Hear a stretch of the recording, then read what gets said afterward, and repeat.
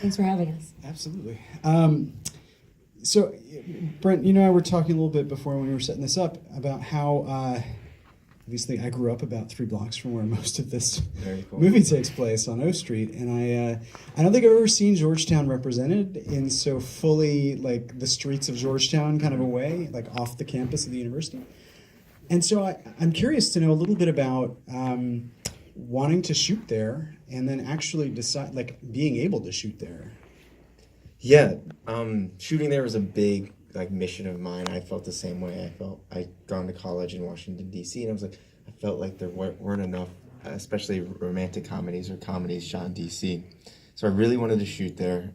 The first production company we wanted to shoot with thought we could do it all cheaper in Baltimore, which is lovely as well, but I was like, we have to shoot in Georgetown. Like, we got to figure this out. So we ended up going with a different production company, actually. So it was very important to me. Surprising, I was very fearful with how it would be to shoot in the Capitol, and it was actually surprisingly easy as far as you file permits and you shoot. I mean, not just the Capitol. Georgetown has its own specific complication. You definitely had to have a light footprint. We were such a small movie. I think it would be much harder for a larger movie. When we shot on the monuments, that was far more stealth, and we had we hardly had a crew there, and that definitely was the most difficult. But outside of that, we shot it in sort of a weird window at the end of the school year and before summer internships started. So Georgetown itself was kind of this sort of ghost town, which really helped. Well, you're writing a lot of characters for women, and your main character's strong female comedic voice. I'm curious to know how the two of you found each other and how much of the role was, I guess, evolved once you two decided to work together. Do you want to take it? No. We actually found we found her the very the standard way through a casting agent.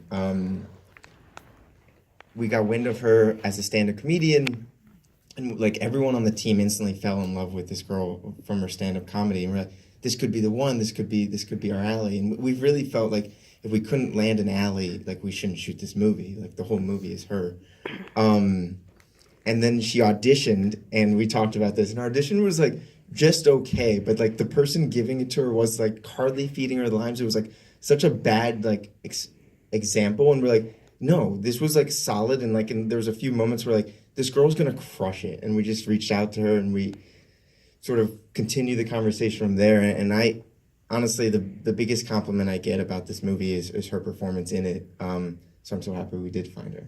I think I was fighting with the casting director. It was so funny, but I was like, I know what you're capable of, and even in that audition, I knew what you were capable of, and I was like, this guy's just getting in the way. It was really bothering me, and I was like, what are these notes? And I think that's where Allie really came out, when I was just being a bitch. Yeah, it worked. I was like, that's the one.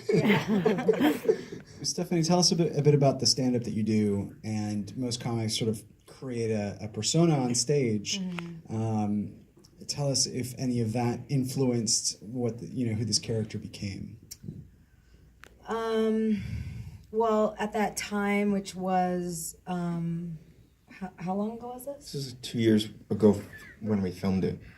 We just released, obviously, but it's right. So I had just come off of doing a show about stand-up comedians. So and I've never been someone who does a persona. It's more just me exploring the darker side of myself, which at that time had a lot to do with dicks.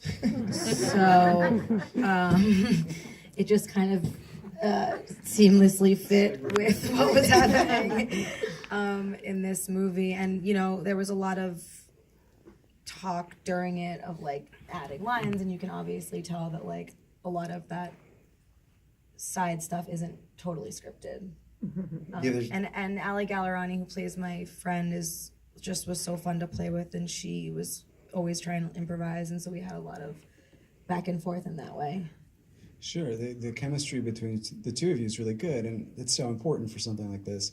What tell us about how you guys prepared working together, and also sort of ways in which you directed the two of them so that bond would be created.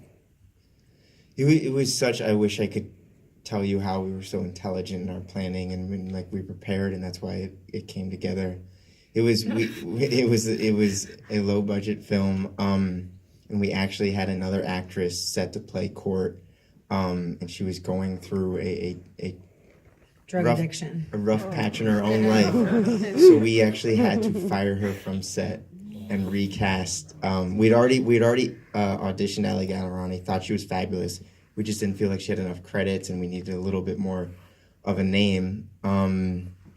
And it ended up all working out because when she got on set, the first scene they did, the whole crew, who basically thought that we didn't have a movie and they just wasted was like, oh, let's do this. And they were all stoked once the first scene they had together, so it was pretty exciting. Yeah, she was like a blessing. I mean, knowing that you have the confidence of a comic, how did you bring that to being an actress opposite the other leads in the film?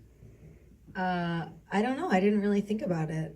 I just got really excited. Like, we had a couple days before and we talked about just like the energy of it, and I don't know. I didn't really nothing consider from that. the comic experience where you have the immediate response of your audience versus filming something where you're repeating jokes again and again? Yeah, there is a little bit of like when someone doesn't laugh when you're doing a joke on set, you're like, hello, laugh. And then you immediately feel like really insecure because your entire life hinges on everyone laughing at you. But I kind of just like started to settle into that after, because I shot by myself for like a few days when we were waiting for Allie to get there. She was at a wedding and it was like kind of a clusterfuck. It was a crazy situation. Yeah, and so I got more confident in the first couple of days when there was even like no one there. That, and this is what I'm going to add to it. And that was always really exciting. Seeing that process and seeing that come to life was really fun. How did you originally think of who the male lead was going to be and how that character is going to be portrayed? And then talk a little bit about casting Zach and being cast. Yeah. Might play this, but trying to do something a little different.